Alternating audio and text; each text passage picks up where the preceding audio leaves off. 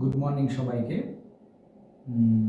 Data স্ট্রাকচারের আজকের ক্লাসে আমি তোমাদের সার্চিং পড়াবো। তো সার্চিংয়ে দেখো দুটো ভাগ আছে, একটাকে বলা হয় লিনিয়ার সার্চ, আর একটাকে বলা হয় বাইনারি সার্চ। তো লিনিয়ার সার্চ নাম থেকে বোঝা যাচ্ছে যে এটা যখন একটা স্ট্রেট লাইন ধরে সার্চ হয় তখন সেটাকে লিনিয়ার সার্চ বলে, আর যখন সার্চিং যখন দুটো ভাগে ভেঙে করা হয় তখন সেটাকে বাইনারি সার্চ বলে। তো সার্চিং কিভাবে বাইনারি সার্চ হবে সেটা আমরা পরবর্তী ক্লাসে করব। আজকের এই ক্লাসে আমি তোমাদের লিনিয়ার সার্চটা বোঝাবো। তো কিভাবে লিনিয়ার সার্চ হয় দেখা যাক, চলো দেখি। ধরে নাও একটা স্ট্রেট লাইনে পরপর কিছু নাম্বার আছে, ঠিক আছে? ধরে নাও এখানে আমি কিছু নাম্বার দিচ্ছি, ধরো এটা 15 আছে, পরে এখানে আছে -71, তারপরেরটাতে আছে 2। খেয়াল করো ডেটাগুলো কিন্তু কোনো অর্ডারে নেই, হ্যাঁ, মানে যা খুশি হতে পারে। এখানে 88 আছে, এখানে 5 আছে, এখানে 12 আছে, তারপরেরটাতে 25 আছে, তারপর দেখা গেল 38 আছে, এখানে আবার দেখা গেল 3 আছে। তো এইরকম করে যখন ডেটা আছে, হ্যাপাজার্টলি ডেটা আছে, ডেটার সংখ্যা যা খুশি হতে পারে, মানে 5টা হতে পারে, 50টা হতে পারে, 100টা হতে পারে, 1000টা হতে পারে, যত খুশি হতে পারে।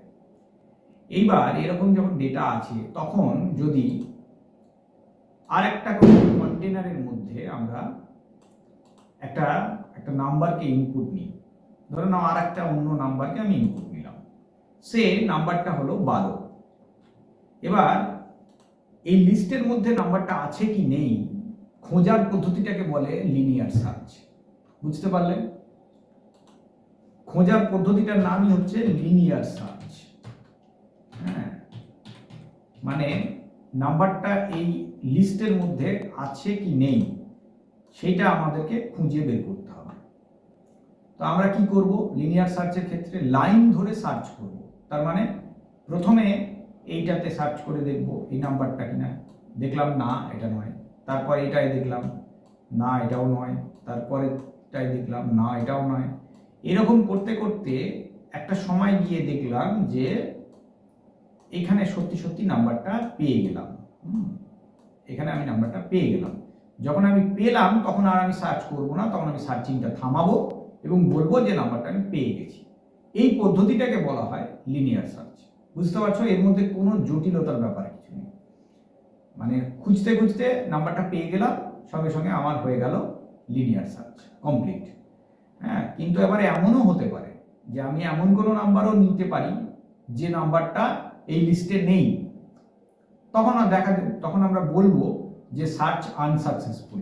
যদি নাম্বারটা থাকে তাহলে বলবো সার্চ সাকসেসফুল, আদারওয়াইজ আমরা কি বলবো যে সার্চ আনসাকসেসফুল। মানে আমরা নাম্বারটা খুঁজলাম কিন্তু নাম্বারটা লিস্টের মধ্যে নেই, তো তখন আমরা কি বলবো? Search unsuccessful. বুঝতে পেরেছো? এই পদ্ধতিটাকে বলা হয় জাস্ট লিনিয়ার সার্চ।